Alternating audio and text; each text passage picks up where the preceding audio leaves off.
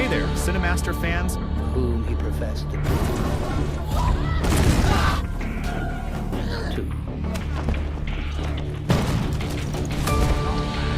Hope you're ready for some movie magic. Let's dive right in. The movie The Oxford Murders. In 1993, in the quiet town of Oxford, where nothing exciting ever happens, an old woman is found dead in her study. From the outside, the cause of death seems to be natural. However, there is a strange mathematical puzzle near her body. In the following weeks, several other people are mysteriously murdered. Every time the cause of death looks natural, but there is always a mathematical puzzle left behind at the scene of the crime. The police are forced to take help from an acclaimed mathematician to solve the mystery. It all starts inside Oxford University, where Professor of Mathematics Arthur Seldom is giving a lecture on the book Tractatus Logico-Philosophicus. The book was written by an Austrian philosopher, Ludwig Wittgenstein, while he was in the middle of World War I. According to Professor Seldom, the writer wanted to analyze if humans can know the truth about anything. In order to find the answer, Wittgenstein used mathematical logic because it is a subject that is free from the biases of human beings. He ultimately came to the conclusion that there is nothing like absolute truth. There is no singular, irrefutable argument which might help answer the questions of mankind.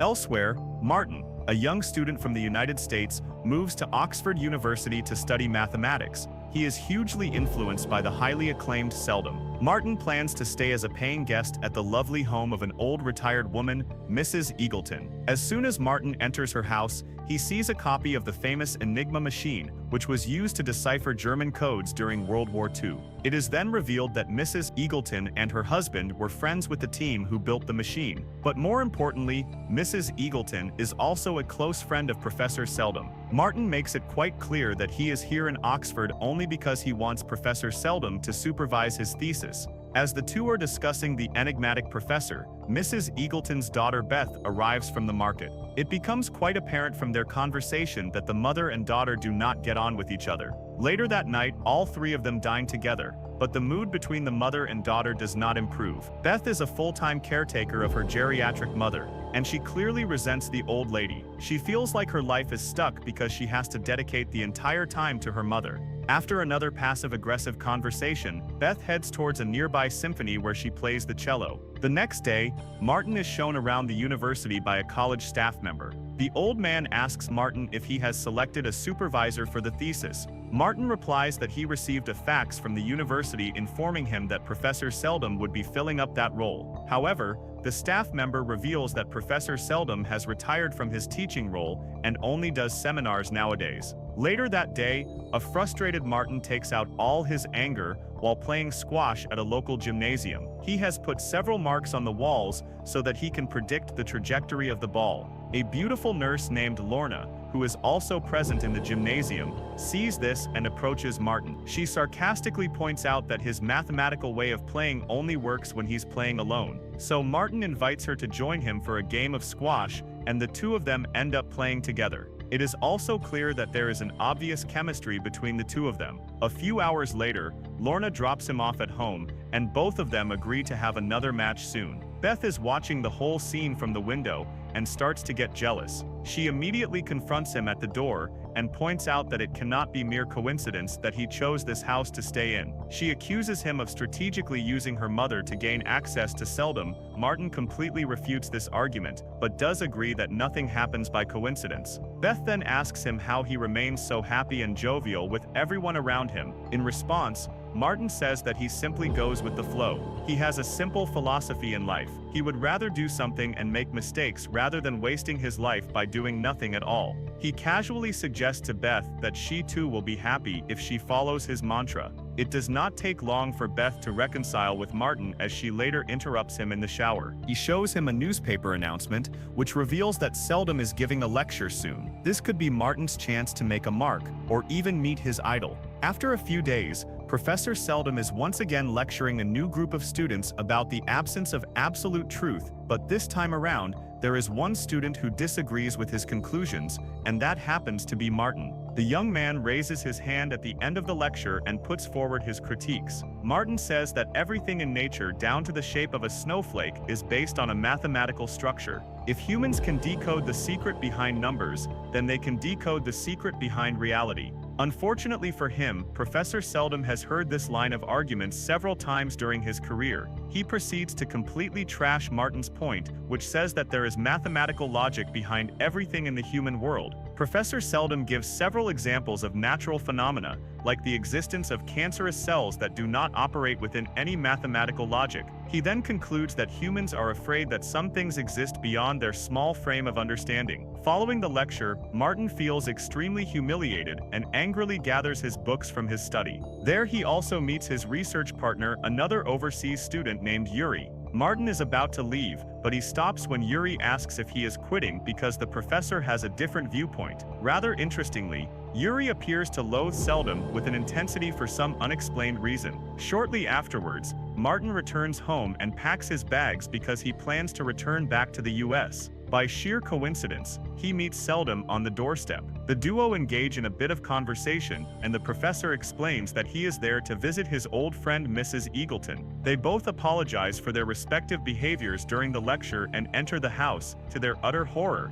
they discover Mrs. Eagleton's lifeless body on the sofa. It appears that she was playing a game of Scrabble when she died. When the police get wind of this incident, they take both the professor and Martin for questioning. Howard Int reveals everything truthfully and points out that he and the professor discovered the body at the same time by pure coincidence. Martin also clarifies that he had met the professor only once before, and that was during the lecture earlier that day. On the other hand, Seldom drops a surprising bomb on the investigating officer. He explains that he was at the house because the murderer told him to go there. The old man claims to have received a note during the conference, which read, "The first of the series, followed by Mrs. Eagleton's address and the time of the murder." It is revealed that Seldom has published several books where he compares logical theories with serial murders. Because of this, he regularly receives a lot of unhinged letters and barely pays attention to such things. That is exactly why he threw the note in a trash can in the street while he was headed towards Mrs. Eagleton's house. The investigating officer immediately sends his deputy detective to retrieve the note. Seldom then tells the officer that there was a perfectly hand-drawn circle beneath the text. He thinks it is a symbol, the first element of a logical sequence. However, even after the interview, the investigating officer struggles to see a connection between the murder and the circle symbol. He seldom explains that in the real world there are no murders that are committed purely for intellectual reasons.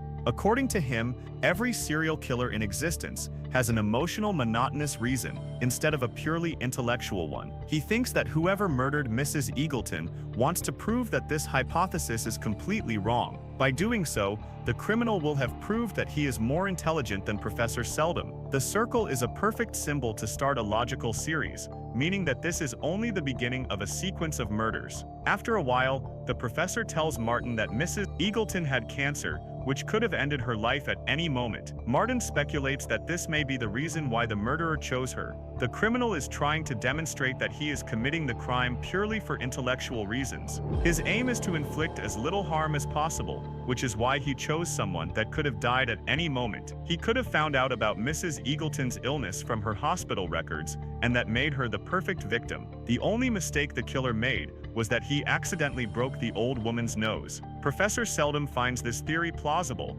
and asks Martin what he thinks the killer will do next. The young man replies that maybe he will try to be more careful so that he can commit another murder, an imperceptible one. While they are having this conversation, the professor sees that two police officers are headed towards the local orchestra to break the news to Beth. He intercepts them and insists that he will be the one to share this news with Mrs. Eagleton's daughter. Seldom then goes into the orchestra, while Martin quietly rushes to the balcony to observe what happens next. He sees the professor whispering this bad news to Beth, but there is something else that catches his attention. A member of the same orchestra begins to cough violently and looks very ill. That night, Martin is quietly examining the photos from the scene of the crime in his room when Beth arrives. She tells him that she was interrogated for 2 hours and feels that she is the chief suspect in her own mother's murder. Martin sympathizes with her because she has spent so much of her life caring for the old lady. Upon hearing this, Beth reveals that she is almost relieved that her mother is dead now.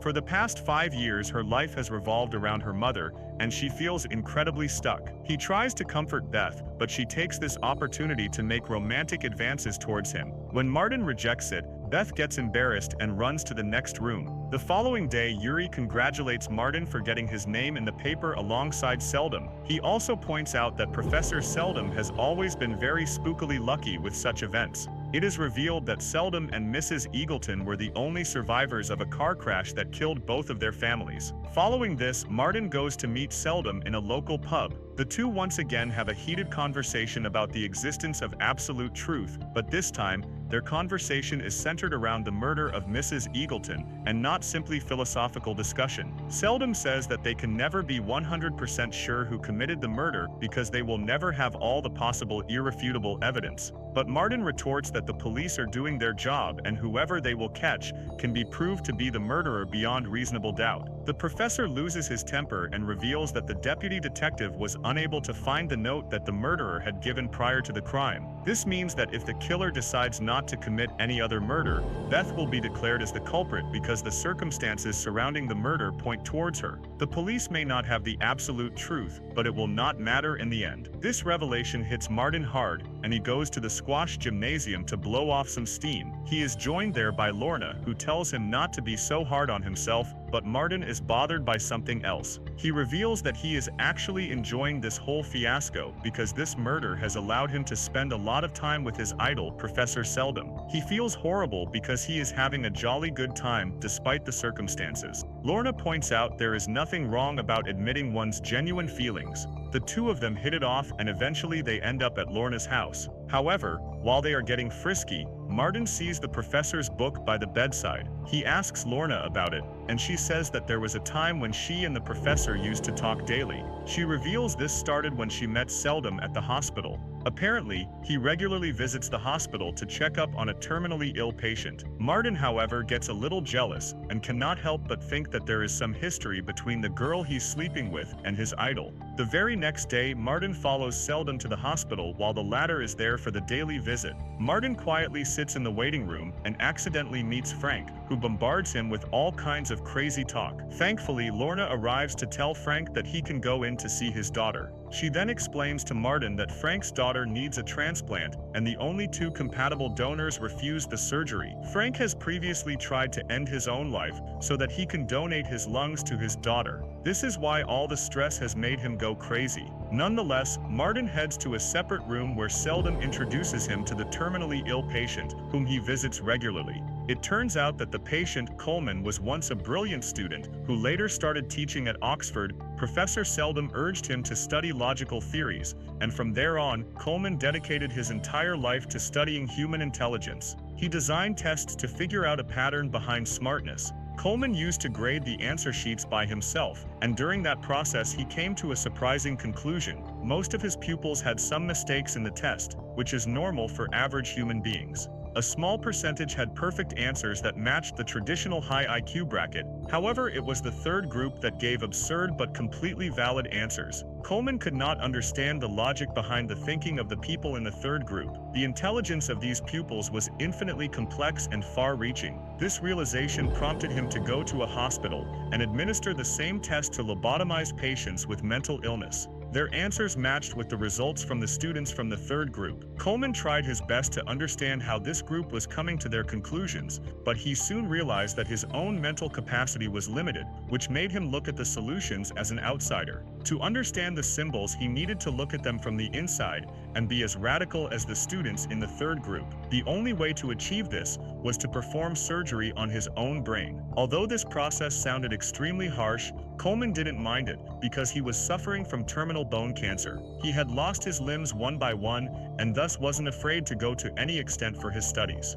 So one day, Coleman took a nail gun and made a puncture in his skull, just enough to render his entire body useless, except his brain. From that day onwards, Coleman has been bedridden and writes codes all day long using a mechanical support for his left arm. His codes contain only 4 letters over and over again, which describe a woman's name. That evening, when Martin is starting in the library, Beth angrily approaches him. She has got the wind that he is having some kind of a romantic relationship with Lorna, so she accuses him of humiliating her and leading her with false hope of love. Martin tries to dispel all the misunderstandings, but Beth causes a scene in the library. She then storms out, and he chases after her only to bump into Yuri. He sarcastically asks Martin if he has found the killer yet. A frustrated Martin then decides to leave the issue and heads back to the library, but on the door he sees a strange note with coded symbols. Underneath are the words 1415 St. Joseph's Hospital, which means that the next murder is going to happen there. He immediately calls Lorna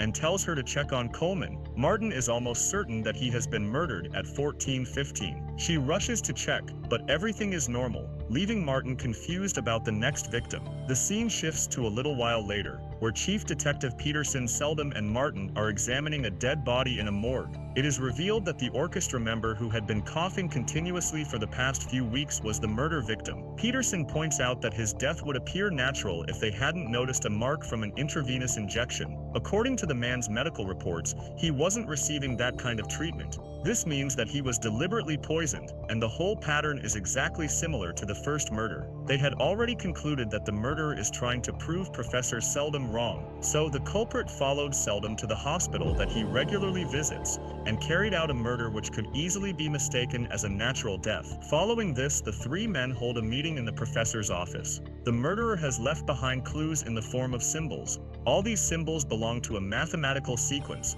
and they can stop the murderer if they can decipher what the next symbol will be. The professor does have a vague idea what the next symbol will be, but he is unwilling to be 100% sure. Peterson summarizes by saying that there is going to be another murder because they can't solve this puzzle. That evening, Martin is headed towards a restaurant when he accidentally bumps into Seldom. It turns out that both of them have been separately invited by Lorna for the same dinner. Turns out she has had a prior relationship with Seldom, and the two were physically intimate. Martin is aghast by this revelation, but she brushes it off because they have more pressing matter at the moment. Lorna tells them that there was no traditional toxin in the victim's blood. The poison that was used was so niche that only experienced healthcare workers could have known about it. Seldom cheekily points out that this new information puts Lorna as one of the chief suspects of the murders. The professor also boasts about his physical relationship with Lorna, which irritates her. She eventually storms out of the dinner, leaving the two men alone. This is when the professor reveals to Martin that he knows what the third symbol is. He even writes it on a folded napkin and hands it to Martin. The old man gives him the option of looking at it now or working it out for himself and proving that he is not an idiot. A few days later, Martin goes to watch Beth practicing in the orchestra. She tells him that her last concert will be on Guy Fawkes Night, which he promises to attend. She leans in for a kiss, but once again, Martin curbs her. A jealous Beth then reveals that Peterson had questioned her about Martin a few days ago. During this interrogation, she may have exaggerated a few details which may incriminate Martin in the murders. He goes to see Lorna and shares his worries that he is now the chief suspect. It turns into an argument, as Martin is jealous that he may be sharing Lorna with Seldom. Fed up of everything, Martin goes to have a drink with Yuri. Unfortunately for him, Yuri is also upset about an upcoming mathematical convention. A presentation is being held to showcase the solution of a complex theorem that is now being solved by a mathematician from Cambridge University. Apparently, Yuri was the one who came with the solution several years ago, but when he shared it with Seldom, the latter shot it down. This explains why Yuri has always held a resentment towards the professor. Martin takes his deranged research partner back to their dorm room, but there he finds a picture of Yuri with Seldom. Neatly tucked in the photo frame is an invitation card for the Guy Fawkes party. 2 nights later, Martin goes to the party and meets Seldom there. The professor reveals that he has been closely followed by Scott, the deputy detective, for 2 days now. As the performance begins, Martin sees Yuri sneaking backstage with something hidden under his cape. He is worried that his research partner has gone mad and wants to take revenge on the professor, so he alerts the chief inspector, who is also there in the audience. They quickly catch Yuri, but discover he was simply holding a protest banner against the professor. Peterson realizes that this incident has diverted all the police officers in the area away from Seldom, who is now sitting unguarded in the audience. At the end of the performance, another member of the orchestra starts to cough and eventually collapses to his death. In the car ride home, the inspector reveals that the third symbol, a triangle, was discovered on the conductor's stand near the victim. The inspector demands that Seldom tell him everything he knows, but the professor indicates that perhaps now is not the best time. Martin takes the hint and gets out of the car, so that the two men can have a chat in private. The next day, on the way to the mathematical presentation, Seldom apologizes to Martin and tells him that he doesn't want him to stop thinking about the puzzle. He tells him that the fourth symbol is going to be revealed in the papers.